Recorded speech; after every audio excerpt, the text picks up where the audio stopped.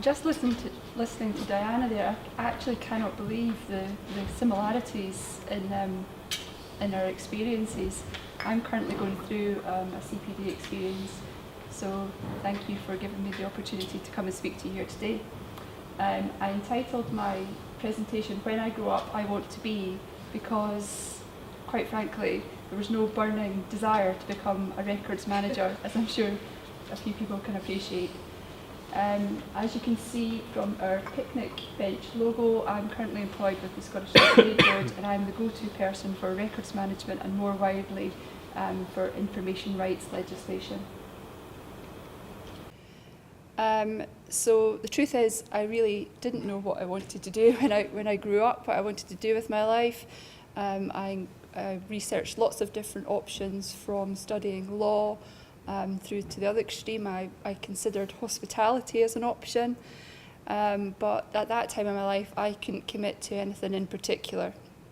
So I found a general business management degree at Heriot-Watt and decided to sign up for that. I graduated in 1998 and was lucky enough to start work straight away, despite still not knowing what I really wanted to do. So I enjoyed several roles in the private sector. I was a business analyst, quality manager, programme manager, and was lucky enough to fulfil one of my ambitions that I had. I knew I wanted to work abroad for a while, so I was lucky enough to work in Amsterdam for a bit. It wasn't until I started work about 8 or 9 years ago in the public sector for the Legal Aid Board that's when I realised what I wanted to do. When I started at the Legal Aid Board, I was involved with many projects, mainly around making efficiency savings around about administrative programmes, and that led me to work on the document management project. And that was around about the same time as PRSA came into force. And of course, one thing led to another, and I found myself becoming heavily involved in the design and the implementation of our records management plan. So I was kind of thrust into this world of legal jargon and complex regulations that I didn't really know anything about. And like Diana, again, found myself in the position where people were asking me questions and I'm thinking, well, I don't know. I came here to do document management, but I didn't realise it would lead on to such complex regulations and what like. So maybe May decides to upskill myself and to do a course. Great idea. So while I was looking for the course, I ruled out things that were 2 days or a couple of weeks or a few weeks. For me, I felt if I was going to do something, that I wanted to do something that was quite substantial. So for me, I couldn't see past the LLM offered by Northumbria University, and that was 3 years, so nothing like throwing myself in at the deep end. I applied for it in June of 2014 and I started in September 2014, which was probably quite a good thing with hindsight. It didn't give me very much time to really think about what I was letting myself in for. It's a part-time course and it's a distance learning course. One of the main benefits, I think, to this course is that, again, we've talked about things like this previously today. Each of the 3 years is a standalone course, but each of the 3 years are linked. So the first year, if you successfully pass the first year, you're awarded the postgraduate certificate. If you complete the second year, which is the stage I'm at, you are awarded the postgraduate diploma. And the final and third year is the dissertation year, which is the year that I started in September. My current working title for my dissertation is legislation a barrier to effective data sharing in the public sector? You probably know the answer. I just need to write 18,000 words to get to the answer. So the course itself, at Northumbria we follow the traditional academic year, and within each academic year there are 3 terms. The first year there are 3 compulsory modules, including one on legal research, which is really good for somebody like me who doesn't have that legal background. That was an invaluable module to do. The second year, 2 compulsory modules and 1 optional module, and that's where I picked up studying records management in much more detail. And the third year, as I said, is dissertation. When I wrote this a few weeks ago, I really thought that the electronic learning portal that we had at Northumbria was going to be something really, really special.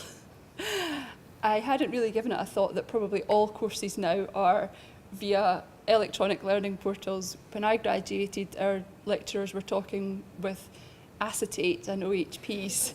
So it was a bit of a leap for me, but I gather now that, you know, it's pretty much all done online.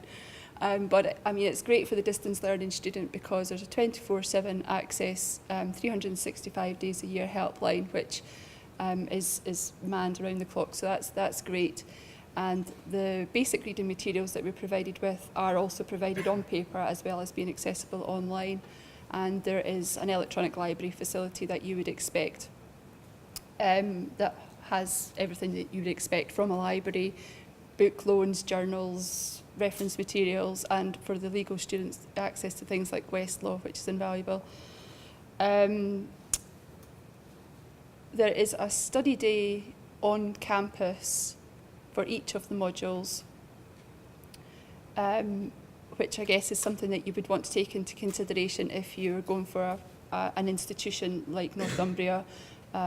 It is an additional expense, and it is any accommodation or transport is something that I have to pay for myself. It's a good opportunity to meet other students and put faces to the names that you might be interacting with on the discussion boards, and obviously to meet your tutor as well. Tutor availability is I would say for me, my experience is if you don't contact them, they're not really going to contact you. So I know we had speakers before. I'm glad that they weren't from Northumbria, but my experience is that if you want something, you've really just kind of got to go and got to do it yourself, basically. Yeah, so there are practical assessments that you can participate in throughout the year. The one thing about Northumbria is that it's all assessment-based rather than exam-based, which you may prefer, or you may prefer a more traditional route, which includes exams. But I think because Northumbria attracts students from around the globe, the assessment's the way forward. We submit the assessments online, and the remote feedback is provided in writing. They recommend that you spend about 7 to 10 hours per week on your studies. However, for me, that's not particularly practical, because they suggest maybe an hour and 1 hour per day, but I find that you can't really get that much done in 1 hour, and then when you go to pick it up the next again day, you're sort of having to recap over what you did the previous day, so it's not always really that practical. An hour or so reading per day, and then a more sustained period over maybe a day at the weekend, if you can do that, is pretty much how I've gone about this.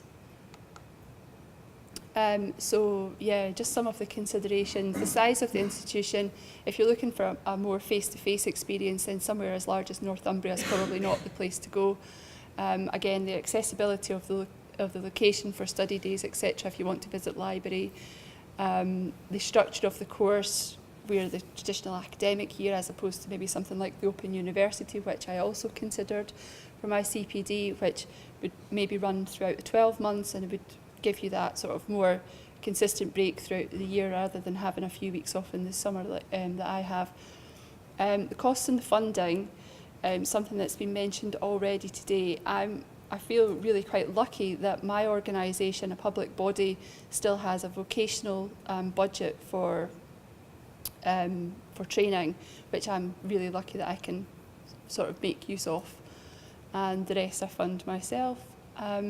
The method of assessment, again, if you prefer traditional exams, then maybe check that out before you decide on which course you want to do. So yeah, the personal circumstances I don't think can be sort of underestimated when you undertake something like this, something that I probably didn't give too much thought to, but yeah, I've got lots of roles in life. I'm a wife, I'm a mum, daughter, sister, aunt, friend, and they all have their expectations and they all make demands on your time. And of course you don't want to let anybody down, so juggling becomes a very good skill to have if you want to maintain domestic harmony. I also work full-time. I would suggest if there's something that you have ongoing in your life that you're devoting 2 or 3 hours to a day, that this is probably not the right time to take on a commitment such as this. And but of course the support that you do get, or if you've got the support, then that does help. I've got lots of support around me, and I couldn't do it without the support that I've got at home. And self-motivation. The number of times I've been asked by people is, how can you be bothered to go home and put your daughter to bed and then get the books out and do this?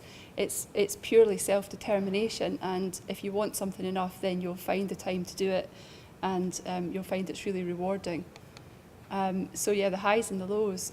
Time commitments, you can't really underestimate how much time that you do have to put into it and the sacrifices. But it is immensely rewarding, and it does wonders for your employability. So thank you very much for listening.